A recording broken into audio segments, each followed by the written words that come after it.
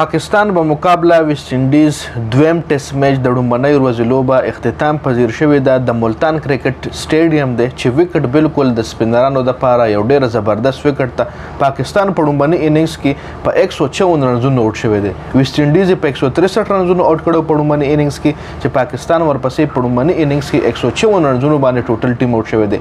رضوان پکې ښه بیټینګ کړی او دوه بیټسمینانو پکې نور ښه بیټینګ کړی، چا پکې ښه بیټینګ کړی. مکمل سکور کارډ طرف ته ځو، هغې نه مخکې په پچ کنډیشن باندې خبره کوو.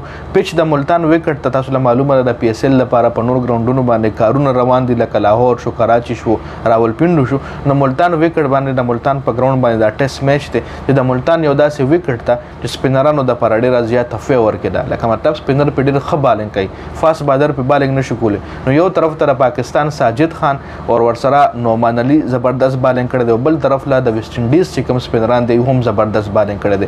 ډیټیل سکور کارډ تاسو له په سکرین باندې ښکاري. ړومبنۍ بیټینګ ویسټ انډیز کړی دی.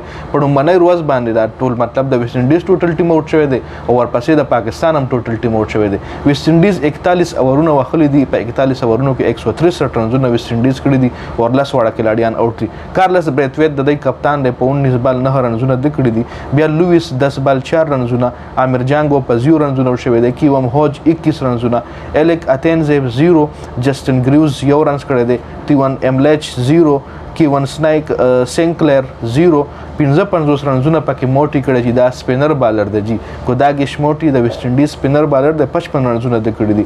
ښکته بالرانو پکې زبردست بیټینګ کړی. کیمار روچ فاست بالر دی، 25 رنزونه ده کړي دي.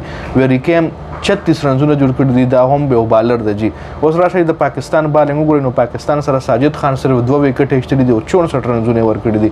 کاشف علي 1 وکټ ایښتلي ده، 14 رنزونه یې کنسیډ کړي دي.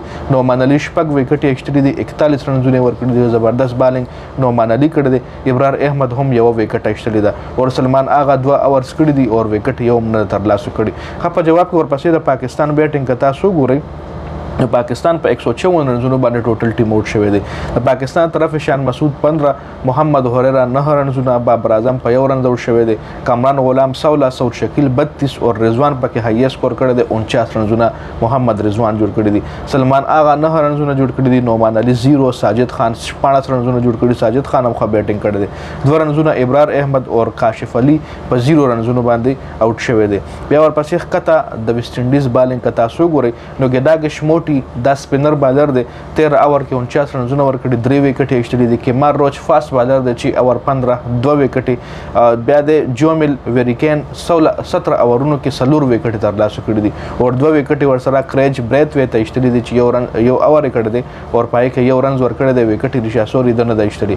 او کیون سینکلر پکې هم 1042 رنزونه کنسیډ کړي دي، وکټ یوه هم نه ده ایښتلي. نو دا د ړومبنۍ ورځې لوبه ده. په ړومبنۍ ورځې لوبې باندې لکه داسې پچ دی، داسې وکټ ته چې په ړومبنۍ ورځ کې په ټیسټ فارمیټ کې د ویسټ انډیز هم ټوټل ټیم آوټ شوی دی او د پاکستان هم ټوټل ټیم آوټ شوی دی. خیر مخکې پکې څه کېږي راتلونکي اپډیټس به درته سره انشاءالله شریک کوم. ډېره زیاته مننه د ویډیو کتلو. والسلام.